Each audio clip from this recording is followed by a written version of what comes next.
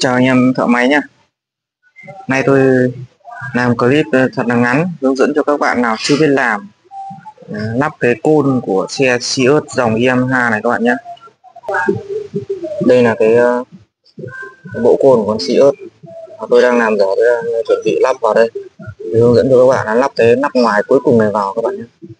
Cái chuông này và cái văng này thì nó dễ hơn, chúng ta chỉ cần đưa vào đúng chiều là ok.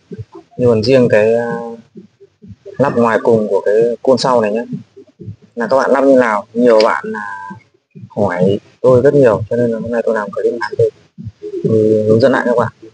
Đơn giản các bạn, nếu các bạn lắp thì đơn giản, các bạn úp cái này vào đúng chưa, các bạn úp cái này vào đúng chưa, thì là các bạn cho 4 con ốc này vào, các bạn xoay vào, các bạn lắp lốc vào.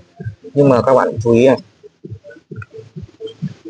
đây nha, tôi lắp vào như thế này và tôi xoay như thế này đúng chưa, xoay ngược xoay xuôi là cái lá bên trong này nó xoay nha các bạn nhé. Cái chỗ côn trên đứng im đây, xoay được như thế này là sai các bạn nhé.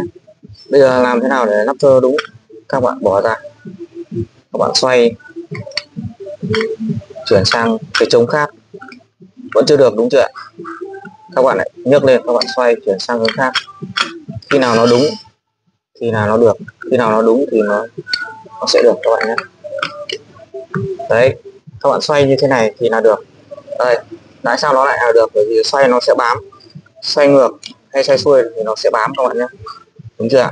Đây nó bám. Các bạn xoay về đằng sau nhé, không xoay về đằng sau được đúng chưa ạ?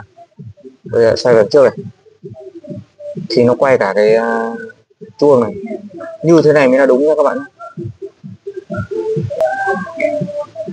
Khi mà các bạn chuẩn bị lắp cái này vào đây đúng chưa, các bạn không cần quan tâm ở bên trong này nó có mấu chốt ở bên trong này, ngõ ngách mấu chốt bên trong này nó như thế nào, các bạn không cần quan tâm làm gì. Và trong này nữa, trong cái khu vực này, khi mà chúng ta úp cái lắp nhôm ngoài cùng vào, các bạn cứ hiểu đơn giản thôi, các bạn đừng có hiểu máy móc quá nhé. Các bạn cứ hiểu đơn giản như thế này, các bạn lấy cái miếng này các bạn úp vào đây,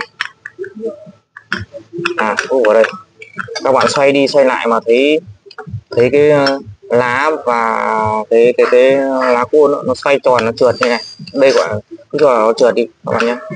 Thì là chưa được thì các bạn lại nhấc ra, các bạn xoay sang cái trống khác. Khi nào mà các bạn cảm thấy nó mắc như thế này, xoay tiến lên thì cái chuông nó quay, và quay ngược lại không quay được, đúng chưa? Như thế này là ok các bạn nhé. Như thế này xoay đây lại không được. Đấy, xoay đây không được. Đấy, các bạn cứ xoay khi nào nó mắc. Đấy, như thế này là được các bạn nhé, rất đơn giản thôi. Các bạn không cần phải nắm chốt thì đặt điểm rồi đánh dấu gì cả, mất việc các bạn nhé. Các bạn cứ đặt xoay thì nào nó bám như thế này là ok. Rất là dễ các bạn nhé. Xoay ok, các bạn thấy dễ hiểu không ạ các bạn nhé? Bạn nào thấy dễ hiểu thì bình luận cho tôi dễ hiểu xuống bên dưới các bạn nhé. Rất đơn giản thôi, các bạn không cần máy móc là phải đánh dấu rồi thì tô mực rồi thì ngắm điểm chuẩn, không cần. Các bạn xoay nó bám thì là ok các bạn nhé. Đấy, như vậy thì là đơn giản thôi. Hẹn gặp lại các bạn ở clip sau các bạn nhé.